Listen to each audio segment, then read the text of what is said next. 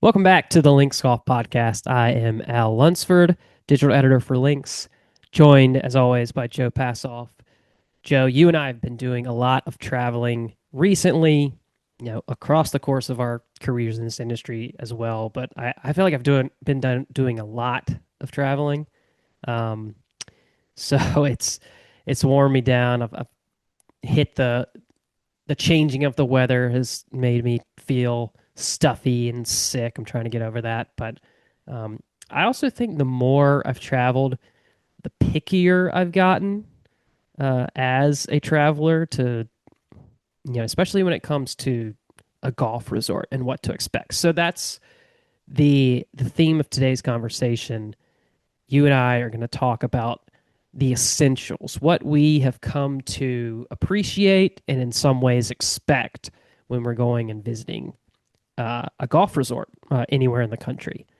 So, do you think it's fair? Do you think you've gotten pickier over the years in terms of what you need to be comfortable?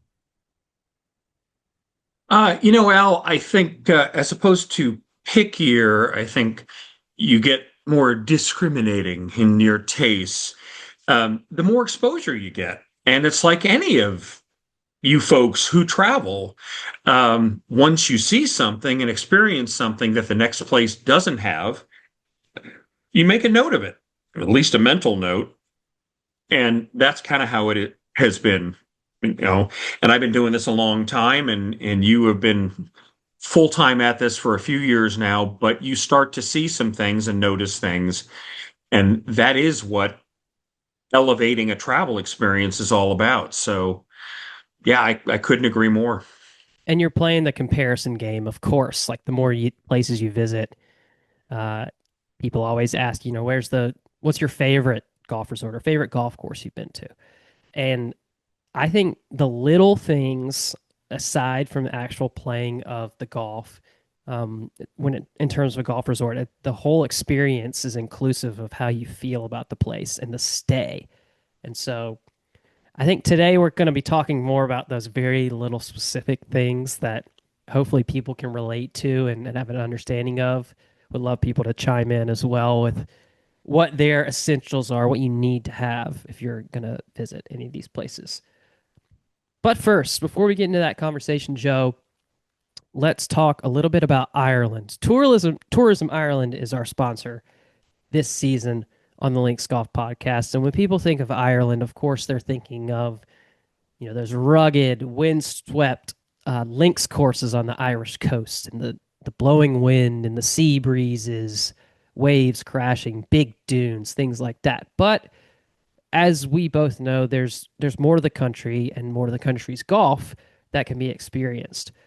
I wanted to point our listeners towards a piece that you did. This is from our summer issue this past year, summer 2025 issue, about a different style of Irish golf to experience. What can you tell us about what you wrote?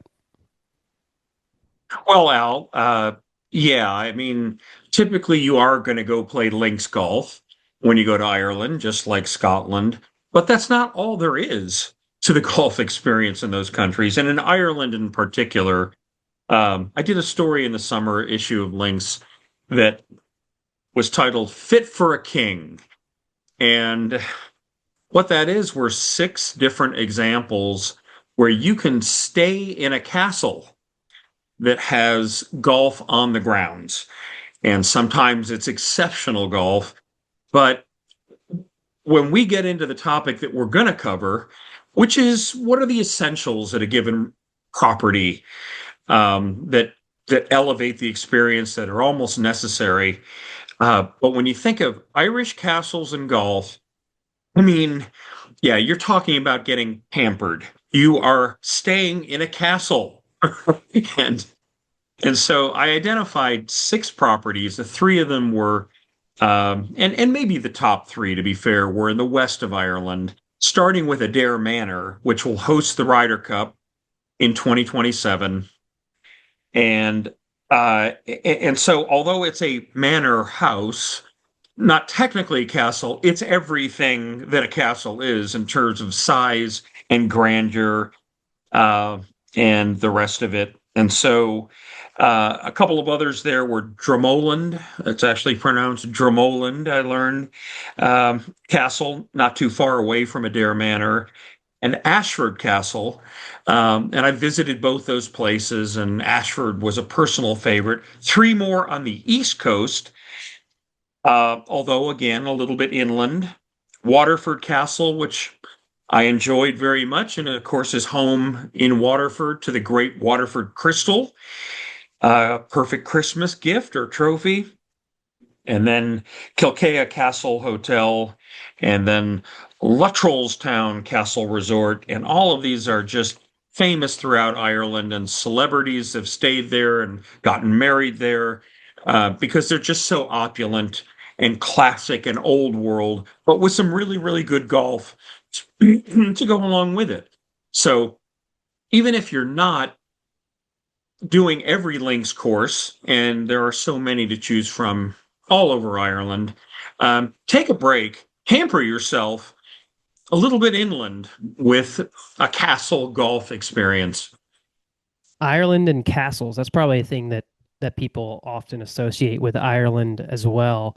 Um, yeah, Ashford Castle, one of the ones you mentioned. Fun fact: that's where Rory McIlroy and his wife were married. So you mentioned weddings and famous sightings.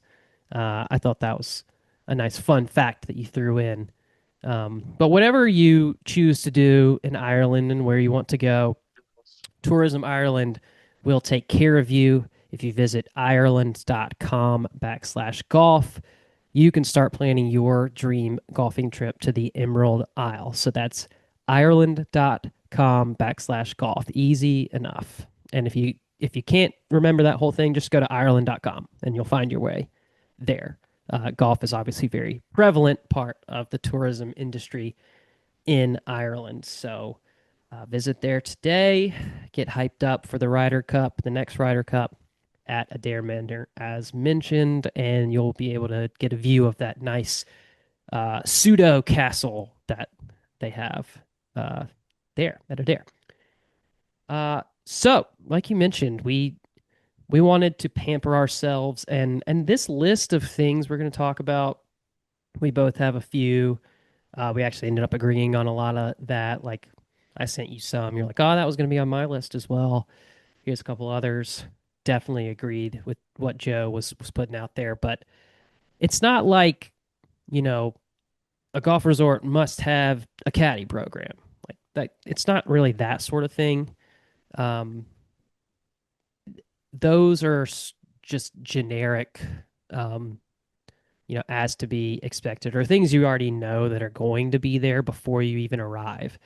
I think we're more talking about like you've booked the trip, you're going, you're aware of what the golf is there, and uh, what the restaurants are going to be, and is if there's caddies or not, that type of thing. If you have to walk, or if there's a riding option.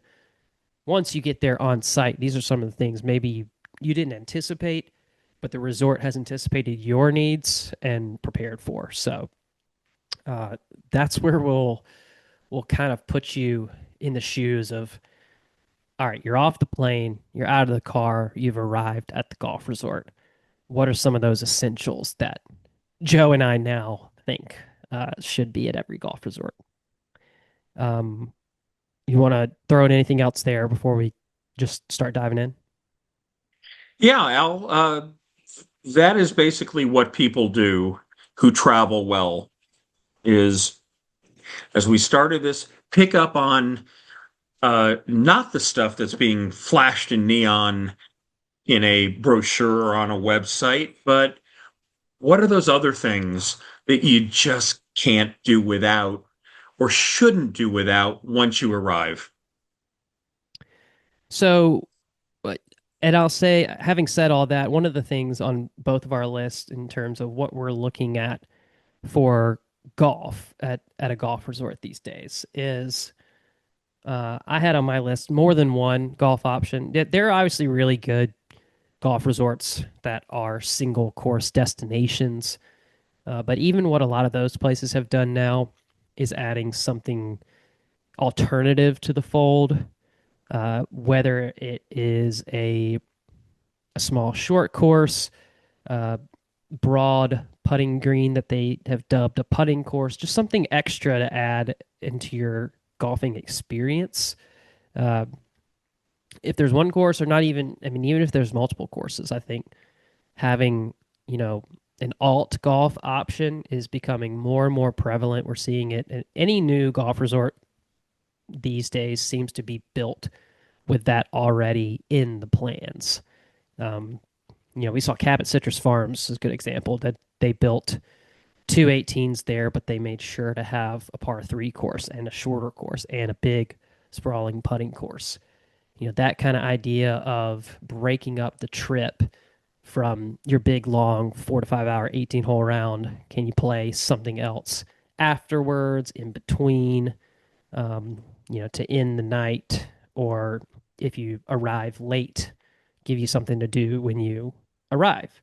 Um, I know you had on your list a different thought into the course equation, but I think, you know, any golf resort I'm going to now, I'm expecting there to be more than just, hey, you play the golf course and you're going to go out again, play the same golf course again. There's nothing else to do but play this one course.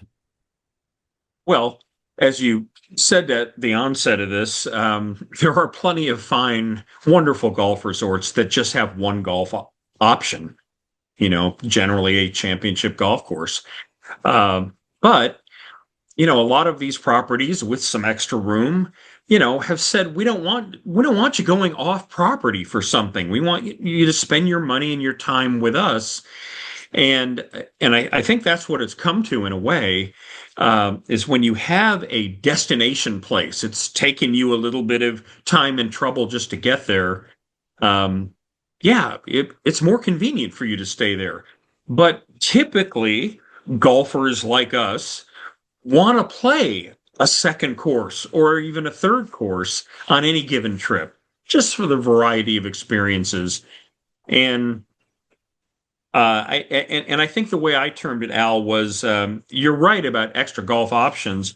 I called it and said there should be an arrival getaway course, meaning something that if you get to the property at a odd hour or you're tired from traveling, can be a golf course where you're not maxed out on a time situation or you need to bring all your game kind of thing. And same with that last day. If you've only got 2 hours or 2.5 hours to play instead of 4.5, or at whatever the reason be, it would be great for there to be a golf option that fits those categories. Certainly we think of Bandon Dunes now with the preserve and shorties, in addition to the punch bowl putting green. And so you have that. And it is challenging to get to Bandon Dunes out there. But when you arrive and you want to play some golf and stretch the legs, a couple of options to do it. The same thing for me with Big Cedar Lodge in the Ozarks of Missouri is that they've got three wonderful short courses. So the Jack Nicklaus, Top of the Rock, Gary Player Mountaintop, and now the new Cliffhangers. And yeah, there's three other wonderful championship courses to go play. But that first day or the last day, boy, it's fun to have that 2 hour, 2.5 hour experience, or even an hour and 15 minutes if you want to buzz around, uh, one of them in a little bit of a hurry. You can do it. So yeah, I'm with you on that. Yeah, and another place to mix it up with the group that you came with. You may have some people in your group that are struggling to break 100 on one of the bigger courses. Maybe level the playing field a little bit by playing a par three course, something like that, and have some fun with it without any serious sort of stakes or score to post that you have to worry about, something like that. So, agree with you there. I do want to get to, you know, once you get off the course and get into the rooms and the experience away from the golf, but sticking with the golf for now, Joe, I think one of the things that I have started to see more and more, it seems like everyone sort of picked up on this in the golf resort space. are those branded collectibles, those freebie items that you get on the first tee. You got the scorecard box that has your pencils, your tees, ball markers, divot tools, things like that. Having all of those, Pinehurst does this extremely well. All the Cabot properties have started doing this great too. Different colors, different designs.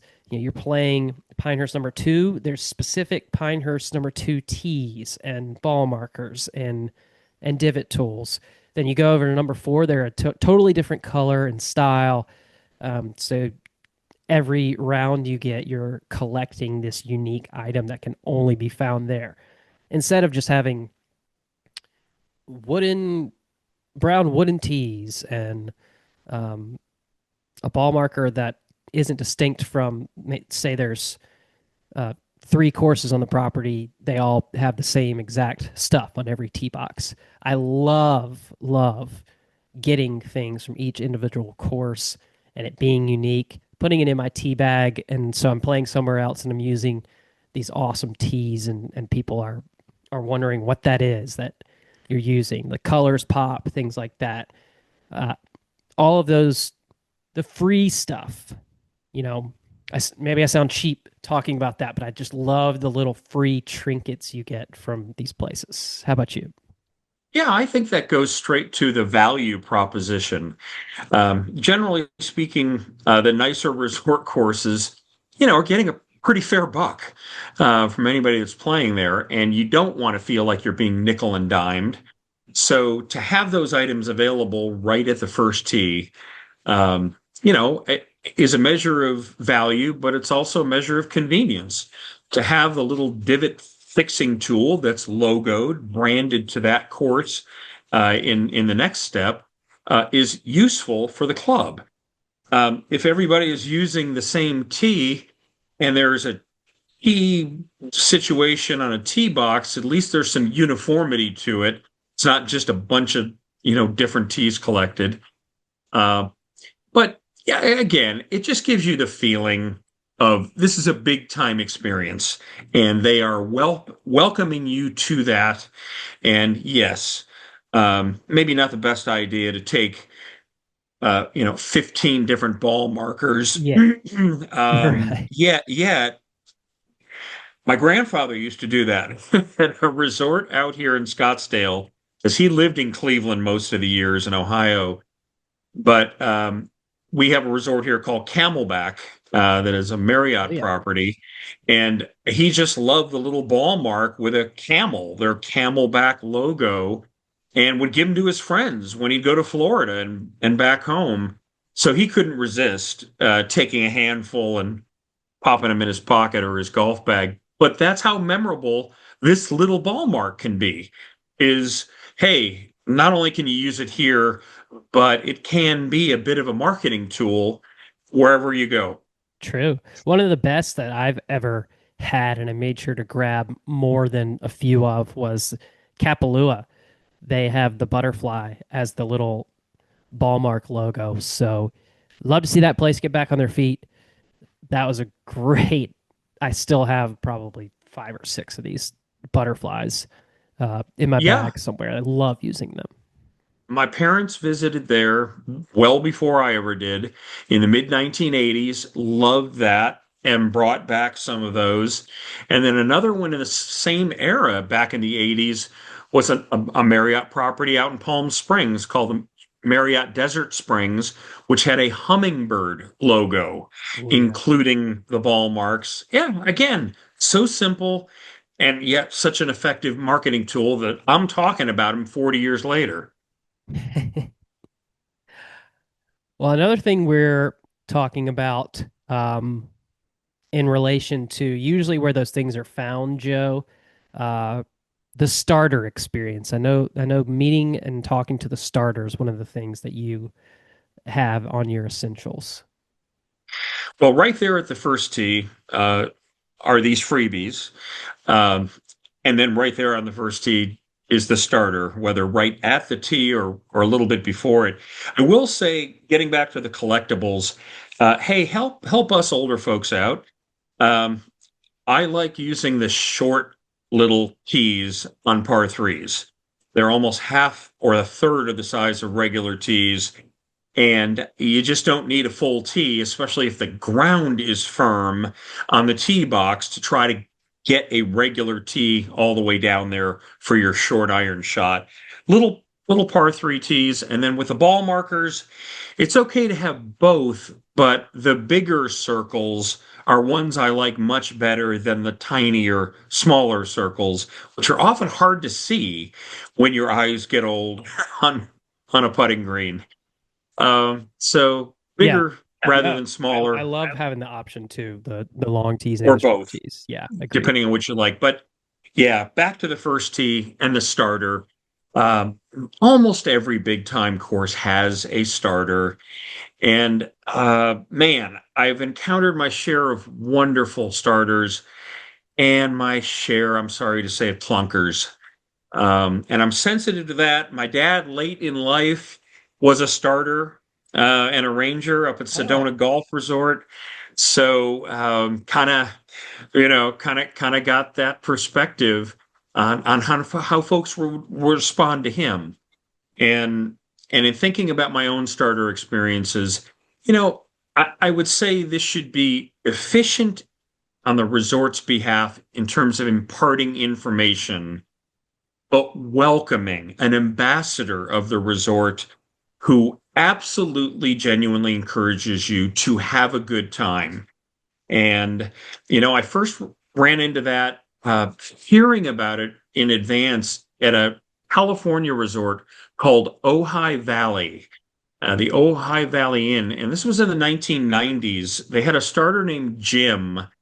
And when I finally got to experience Jim, and I went up there 5 or 6 times over the next few years after that, I'm like, yeah, I get it. This is a genuinely warm human being who has affection for his golf course, for the place.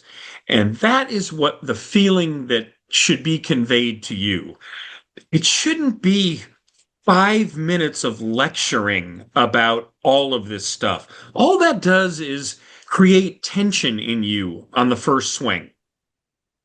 That's what it does.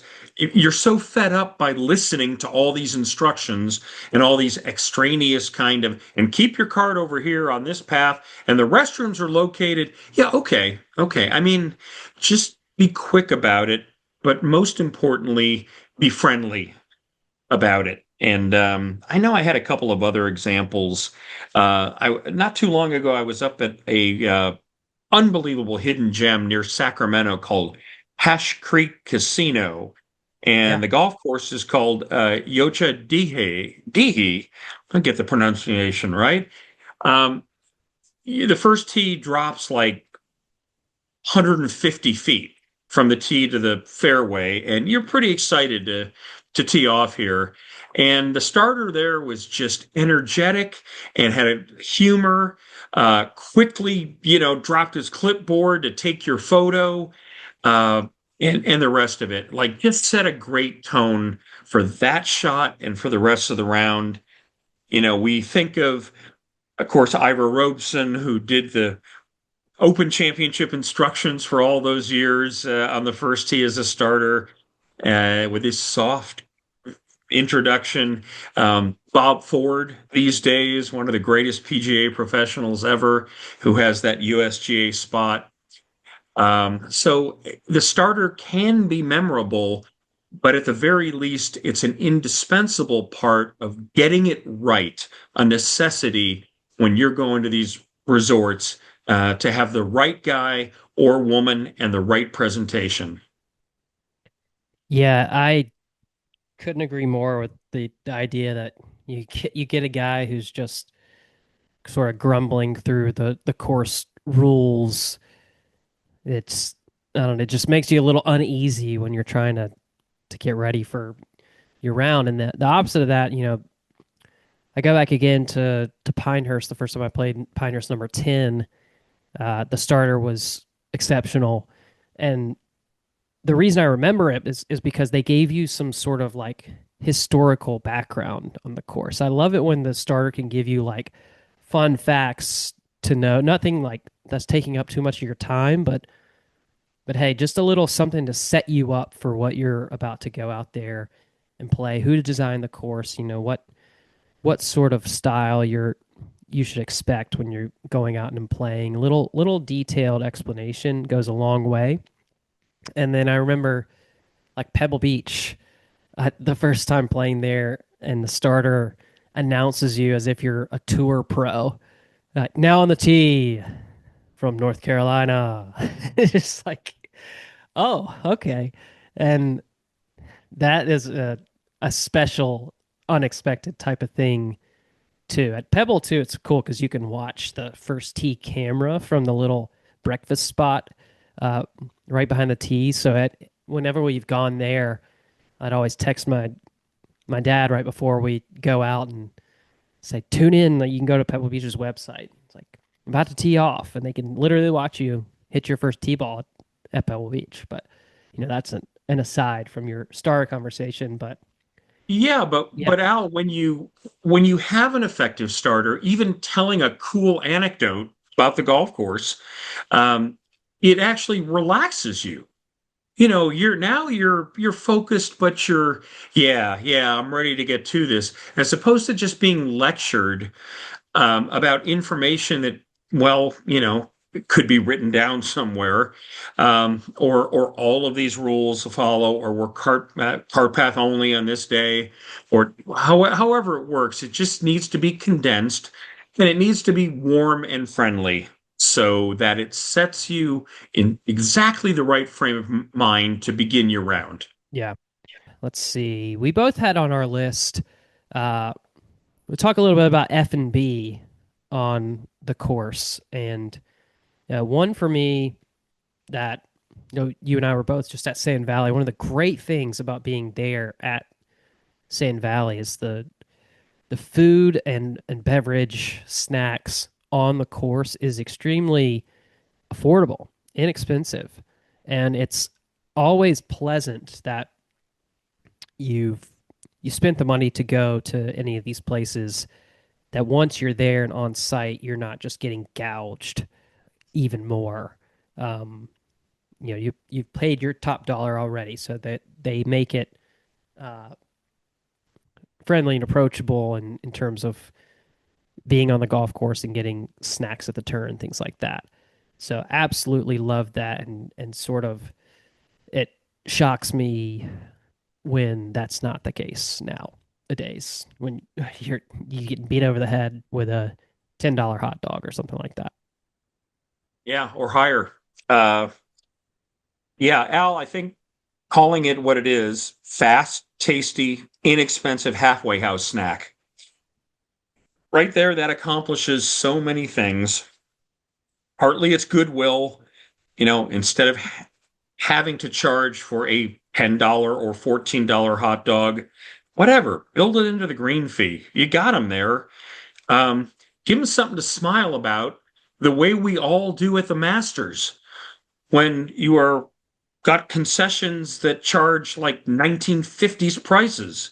How cool is that? Everybody raves about it. First timers and second timers are just, I can't believe this is only $1.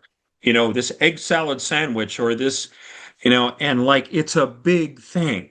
And it's something, okay, the Masters folks, can afford to do that. But maybe there's other ways to build these things in terms of revenue and budgets without necessarily having to kind of gouge you at the turn.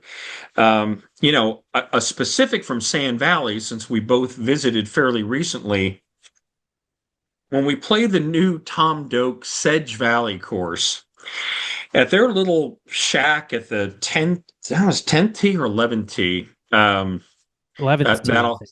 Yeah. okay, yeah, I think that's what it was. Finished off 10, and right before there, just little tiny shack.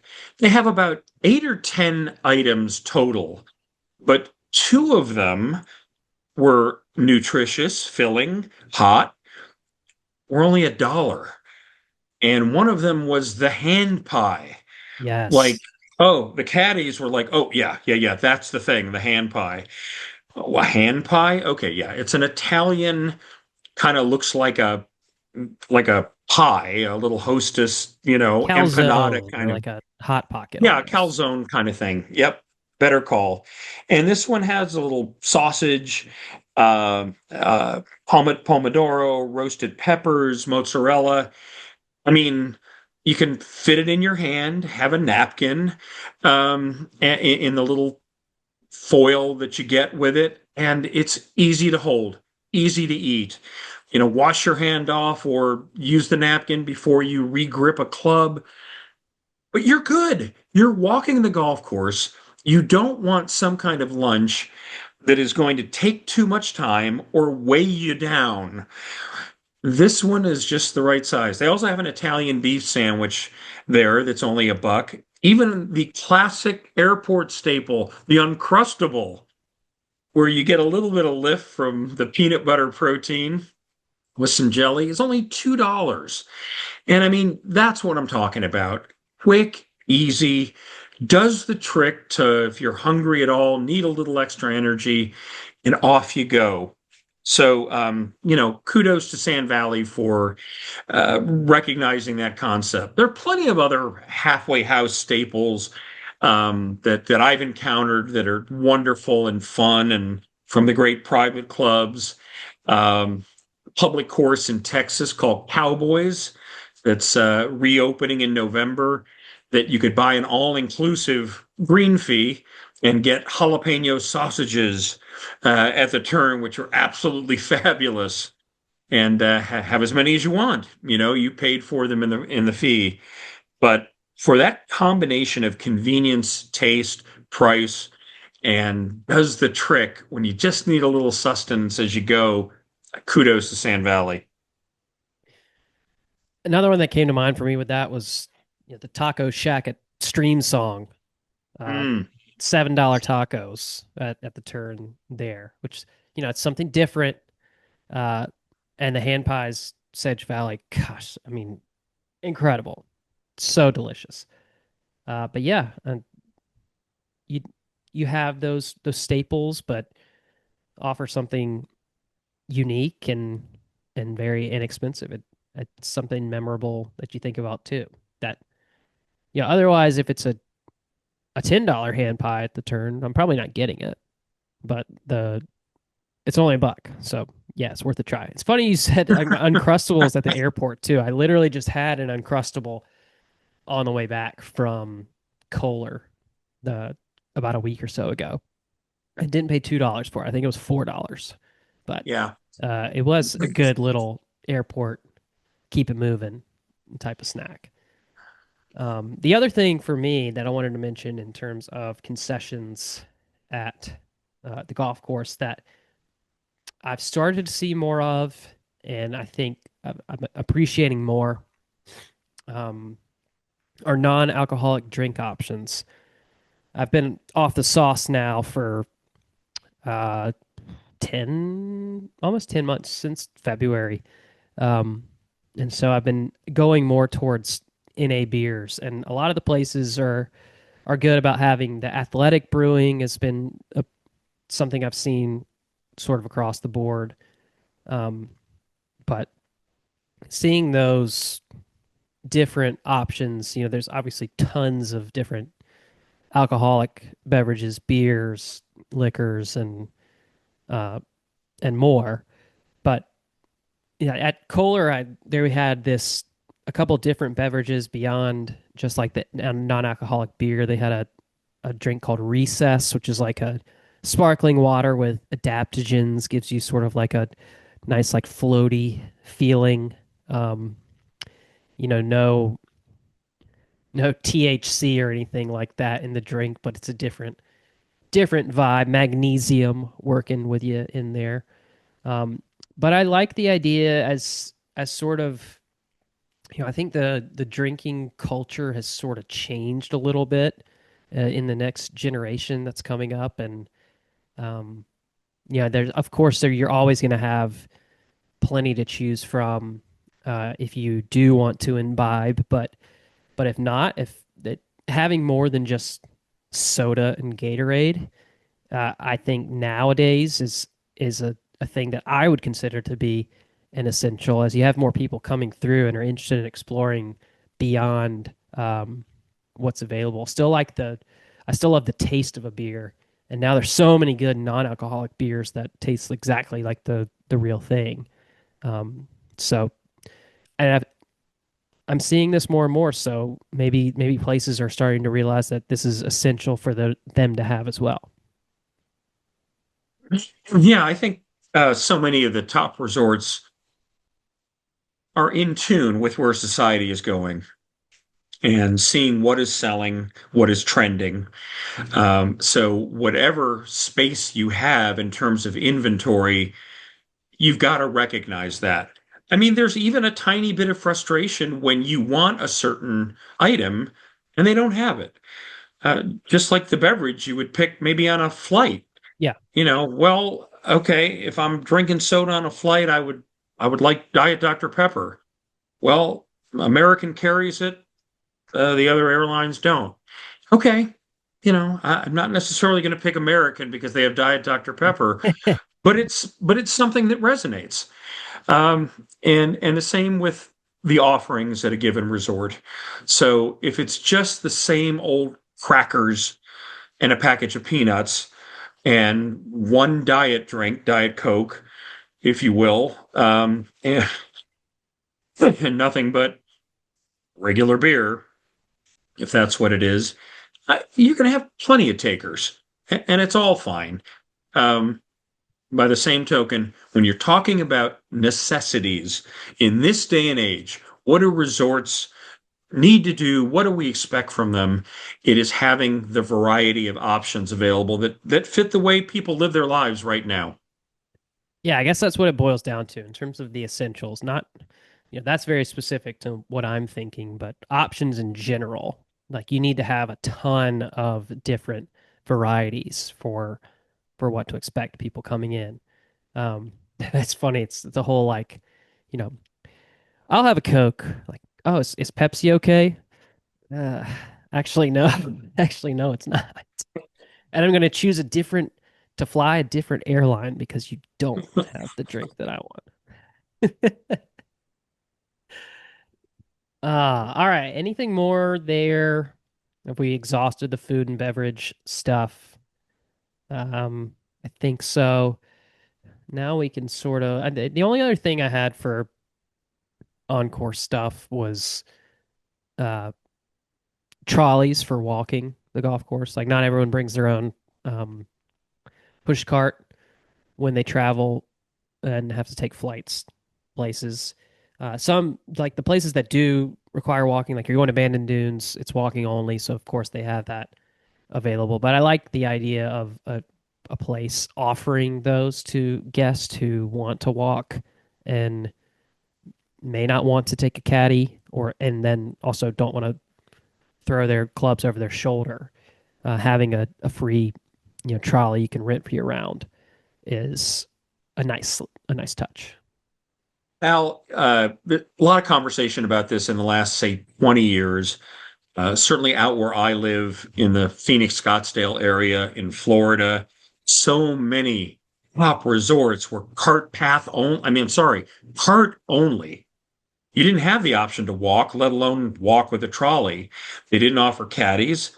It was partly a function of efficiency, a revenue stream, and just that's it. This is how we do our golf here.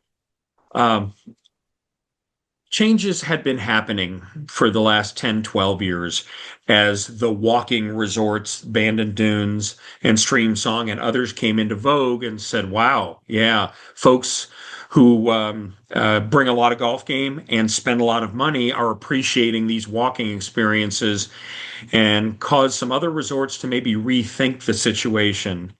So, since COVID and during the pandemic, when an awful lot of walking began to take place out of necessity, uh, that's what we're looking at now is a changed landscape and people's sensibilities, taking better care of themselves and rediscovering or discovering the joy of walking a golf course. So, yeah, having trolleys, that all look nice in good condition. There's a certain uniformity to them. Is just about a necessity at a nice resort these days.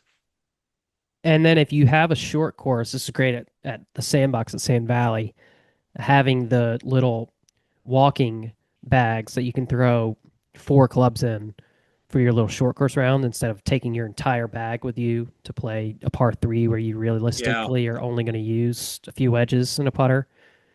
Just having the little loot bag, that's a great little thing as well. Uh, so okay, so some off course stuff. I think Joe, I'm just gonna rifle through these, and then you can add to it or give your feedback as well.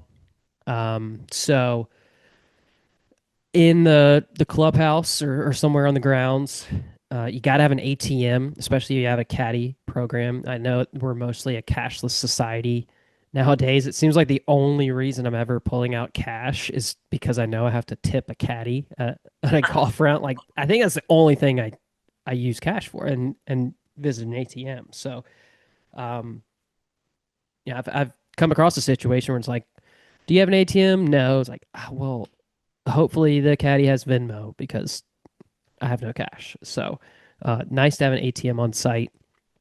More freebies for me: sunscreen, bug spray, uh, even like a leave and Advil, like a pain killer in the locker room that is complimentary to your visit.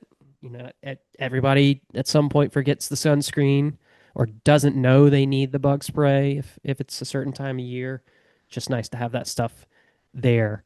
Um, Complimentary waters in the room and coffee in the room. Espresso. I've relied so much on the espresso machine on these long trips to a golf resort where you're playing twice a day and just need a boost uh, at some point in the day. So having that available as well as reliable Wi-Fi all around the grounds, particularly for these remote locations. Um, Consistently bringing work along with me, so being able to log on comfortably and not have to worry about that is good. And then last, before I'll go to you, is great in all capital letters, not just good showers. I can't tell you how much of a difference this makes for my entire experience. I recently stayed, like Kohler for one. Obviously, they have great showers and bathroom facilities. It's Kohler for heaven's sakes. But one I stayed in, I didn't actually play because I was going to visit somewhere else, but stayed here was PGA National. And I'm telling you, this is the best shower at a resort that I've stayed in, period. And it was like the thing I looked forward to the whole day was getting back to my room so I could get in the shower and get clean and just soak it all in. Um, Incredible. And now it's like if I don't have that, I'm always I'm chasing that high of the showers that I had at PGA National. So, but it's essential that it's a great shower because if it's the pressure's not up to par and it takes a long time for the hot water to start anything like that, it just immediately I'm like, they got to figure this out. Like this is golf resort 101. So the floor is yours. Again, these are not items that everybody talks about, but wind up making a difference in how you think of a place, how it actually helps you enjoy it while you're there. Um, I've written a little bit about showers over the years with Marion, awesome private club with their massive rain cloud shower head. For water pressure, I thought Quaker Ridge across from Wingfoot had a monopoly on that, and then I tried out on Long Island Friars Head, and wow, okay, old, new, both were absolutely incredible. So you don't always associate that with a given resort, but again, my recent stay at Sand Valley, in Wisconsin had small, normal looking shower head in the room. I mean, absolutely nothing you distinguish from anything good or great. And the shower pressure was like a fire hose. And I had walked 30 holes that day, which is, a fair bit for me. My muscles were feeling it, the calves, the hamstrings, the feet, all of it. And uh, not only did it feel great to have that first shower, but waiting for the medication to kick in, if you will, and ease the soreness. Um, I did something I probably haven't done ever, maybe once or twice. After dinner, I took a second shower just because. It's Spa the day. feeling, Yeah. yeah, the pressure, and the rest of it. It was that good, that memorable that I actually had to take a note of it before we ever thought of this topic, um, and marked it down. So, yeah, yeah, big nod to having a really good, exceptional shower. And that goes to my next category in the room where you're staying is you got to have an exceptional bed. Okay. People take it for granted. I remember how many times, had to be at least three during Tiger's career, where he was in a given hotel room and woke up with a stiff neck, a bad back, whatever the case may be, where you're just maybe using different pillows, different firmness in the mattress, whatever the case may be. Yeah, you're not sleeping in your own bed. And although most of the top places have great beds, um, there are things that it absolutely has to be tops on the list because if you are playing golf all day and maybe celebrating a little bit, you've got to be able to have a great night's sleep to recover, and do that as you're in an unfamiliar place. For me, it was generally pretty easy after a while to fall asleep, no matter where you were, and so forth. For most people, it takes a little getting used to when you're not sleeping in your own bed. So to have, again, just most recently, Sand Valley, um, the gosh, 300 count Egyptian cotton sheets, down duvet, and pillows. Like, yeah, I know those sound like glorified brochure kinds of, the catalog you get when you're thinking about ordering, but no, you pull back the covers and like, okay, yeah, these sheets are great. Okay, these pillows fit perfectly, whether I'm front, back, or side sleeping, and there are enough of them, and there's all of that stuff. Very important. In the early days, I stayed at Doonbeg in Ireland. Our friends, of course, at Tourism Ireland. Doonbeg is now a Trump property, but the beds were so awesome. I suggested to them changing the name of the property from Doonbeg to Doonbed. It was met with resistance, but they appreciated the compliment. It goes a long way. I don't none of the places I've been stick out to having bad beds. But Pebble is sticks out to me as one of the great beds I look forward to sleeping in every single year. So that it definitely goes a long way when the bed is above average. Uh, and yeah, oftentimes it doesn't. I don't even think it matters a ton because I'm so exhausted at the end of the day. I'm going to sleep no matter what. But yeah, some days you wake up a little bit more sore than others, and could that be resolved by having a truly exceptional bed? Probably so. Anything else on your list? Did you think of anything that you didn't previously have? Yeah, Um, one last thing, Al, is in this day and age, even if you're staying at a resort where you should be just relaxing, none of us really relax full time while we're away. There's always work to do. yeah, And I have run into situations in conventional hotel rooms and resorts, especially if you're kind of a distinctive, unique property where they have neglected the facilities for people who actually have work to do. And I know that maybe it doesn't look as nice. There could be other pieces of furniture that just jazz up a room, but most often, whether you're writing about golf or you're doing some kind of other business, it helps to have a workstation, meaning a regular desk with plenty of outlets and fast, reliable Wi-Fi. The Wi-Fi part almost is a given these days. It wasn't 10 years ago, and with a lot of frustration involved, and certainly 20 years ago. So maybe we'll give that, figure out how to get on, give you some advice on how to do that at the front desk.